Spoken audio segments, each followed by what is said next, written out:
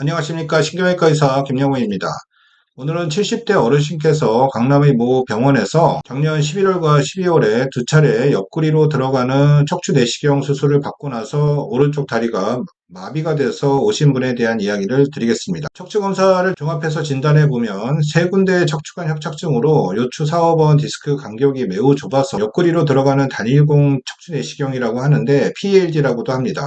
이 시술로는 도저히 해결할 수 없는 병변이었는데 왜 했는지 이해가 안 됩니다. 결국 척추내시경으로 해결할 수 없는 상태였는데 무리하게 했기 때문에 척추신경이 수술 후에 상해서 다리 힘이 약해져서 상태가 더 안 좋아지셨습니다. 척추내시경은 무조건 한다고 좋아지는 것이 아니고 꼭 적응증에 맞추어서 해야 되고 척추내시경으로 해결할 수 없는 병변일 때에는 현미경 척추수술로 확실하게 수술을 받아야 됩니다. 이분의 수술 후에 MRI를 보면 척추내시경 수술을 하면서 오른쪽 옆구리를 통해서 들어갔던 흔적이 있습니다. 그러나 척추디스크 간격이 이렇게 좁을 때에는 옆구리로 들어가는 내시경을 해서는 안 됩니다. 컨트라 인디케이션이라고 하고 절대로 하면 안 되는 경우에 무리해서 척추신경 손상이 오게 된 것이었습니다.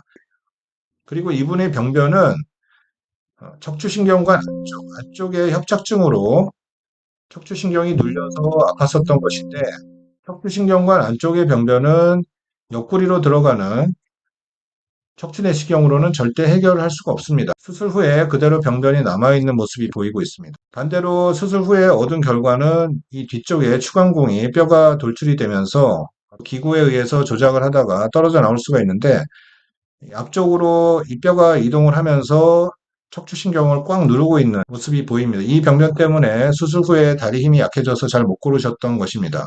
그래서 결국 현미경 척추 수술로 치료할 수밖에 없었던 경우입니다. 척추 내시경 수술은 굉장히 적응증을 좁게 적응을 해서 좋아질 환자한테만 해야 됩니다. 풍선신경 성형술과 마찬가지로 요새는 척추 내시경으로 모든 것을 해결할 수 있는 것처럼 광고하는 경우가 많은데 척추내시경을 잘 하기도 어렵지만 수술을 했을 때 척추병변을 얼마나 정확하게 해결할 수 있느냐가 관건입니다. 풍선신경 성형술과 마찬가지로 척추내시경도 남용되는 경향이 있는 것 같습니다. 내시경에는 양방향과 단방향 척추내시경 수술이 있습니다. 두 가지 모두 장단점이 있고 적응증이 다 다릅니다. 병변에 맞게 척추내시경으로 해결을 할 수 있을 때 이 수술을 시행을 해야지 해결할 수도 없는데 척추내시경을 무조건 한다고 좋아지지 않는다는 것 여러분들 반드시 기억을 하시고 척추건강, 척추병변에 대한 올바른 지식이 있어야 지킬 수 있다고 생각합니다. 오늘은 척추내시경 수술을